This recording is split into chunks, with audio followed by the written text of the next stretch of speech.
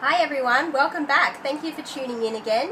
Today I'm very excited to be doing Ember Honeyraven's beautiful witch tag, and I'm coming to you today from my dressing table, which is where the magic happens, so it's kind of my beauty altar.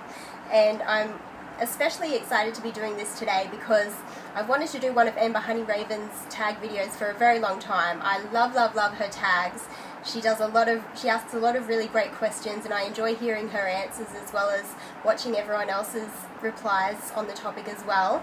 And I just love Ember Honeyraven. She's come onto the YouTube pagan scene like a breath of fresh southern US air, and I've never been to the southern US, so I don't even know if that analogy is correct, but I just love her. And I've also wanted to do a beauty video on my channel for a very long time. It's one of my interests. Almoon513 has actually always done beauty videos on her channel as well as her spiritual videos, and I really respect that. I've always really enjoyed watching both. So hopefully some of you will enjoy this video, and I'll get onto it. So the first question in the tag is, what is your favorite high-end cosmetic brand? I don't really use any high-end cosmetic brands. I buy all of my cosmetics from pharmacies, or as you call them in the US, drugstores. And the most expensive brand that I use is this Nude by Nature, and this is their natural mineral cover. So this is what I use as a foundation. And I will honestly probably never go back to using liquid foundation ever again, because I really like the finish that this product gives. It works really well, it has good coverage, and it feels really nice on my skin. And this one is actually pure minerals, and I've got a little pamphlet here which compares some of your mineral makeup cosmetic brands, and you can actually see here that there are actually some other mineral cosmetic foundations that are more expensive, but they do actually contain things like bismuth and talc and parabens and other fillers. And what those do is that they can be irritants to the skin, so they can cause an allergic reaction in some people. And also they're just not well, I mean, I think bismuth actually is a mineral, and so is talc. Talc, technically speaking, is a mineral, but yeah, for a lot of people they can be allergens.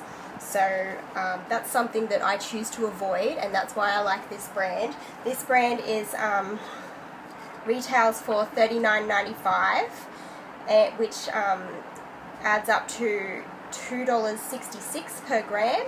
So it's not too expensive. This tub lasts you a really long time, and you just put it on, like you kind of buff it onto your skin with one of these brushes. So just, what's that? Just fluff.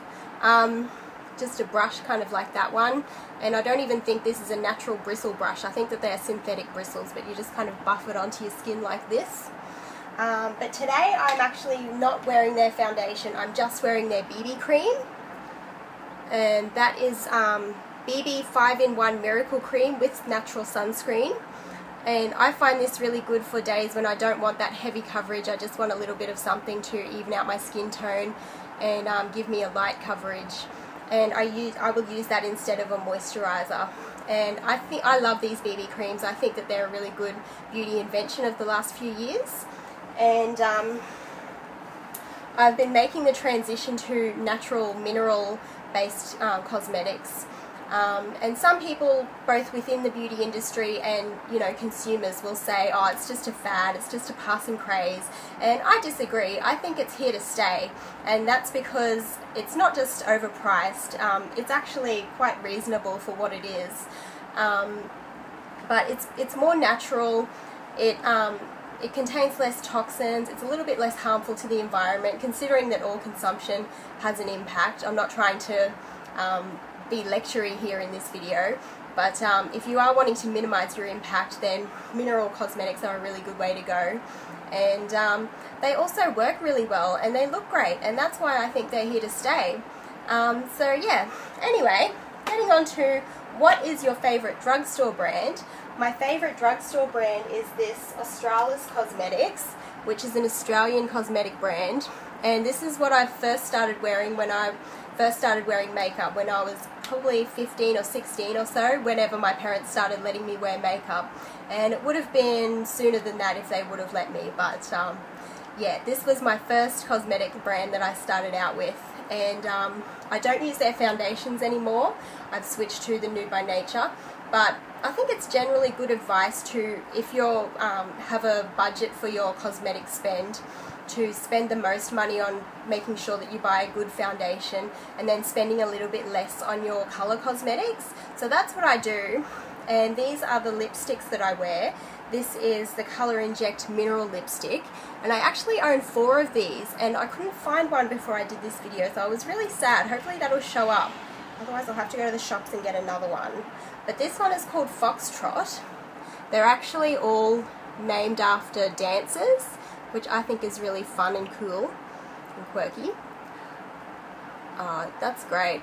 I've been wanting to do this in a YouTube video for so long. I'm just going to stay here for a while because I really want this to come up as the thumbnail for this video. I'm going to have to play with my thumbnails when I'm finished. But yeah, it's a beautiful colour. It's kind of like a pinky plum. It's a plum, but it's not a really dark, heavy plum. So I really like that colour. And this is the colour that I use the most. This is called Samba, and that's what I'm wearing at the moment. And it's just a dusky pink kind of nudie colour. It's absolutely beautiful. And then I've also got Salsa, which is kind of a coral colour, but it's not a real orangey coral. It's kind of like a pinky, kind of really soft coral, which I really like. I can't do anything that's too orangey. And the other one that I've got is just the most perfect hot pink. I'm really sad that I couldn't find it, but I've got the matching lip liner here. So yeah, that's the colour there, if you can see that. It's just the most perfect hot pink when you just want a hot pink pop of colour on your lips. And yeah, I use these lip liners underneath the lipsticks. That's actually one of the best ways to get a long wearing lipstick. You can forget about all those, you know, unless you want something kiss-proof, don't worry about those long-wearing lipsticks. Just find a good lipstick that you can use a matching lip liner underneath, and that'll give you the longest wear, because that's a really good way to get long wear. When I used to work at a large retail pharmacy, which is the way that I tried out a lot of these products initially, it was kind of my job to look good, which is well-groomed is what they called it. But at the same time, my boss didn't pay me to go out the back and apply my lipstick all the time, so I wanted something that was long wear, and that was what I used to do. I used to put the lip liner on underneath, and you cover your whole lip with the lip liner. It's called a liner, but it's actually better if you fill out your whole lips with it and then put the lipstick over the top. That's what I've found the best way. Yeah, so that's just a little tip. And they also have these really beautiful, I don't even know if the mirror's fallen out of this compact, but that's one of their eyeshadows. I don't know if you can see that. Look how beautiful that is, how they've done that. I think it's gorgeous. And I also wanted to show you one of their blushes.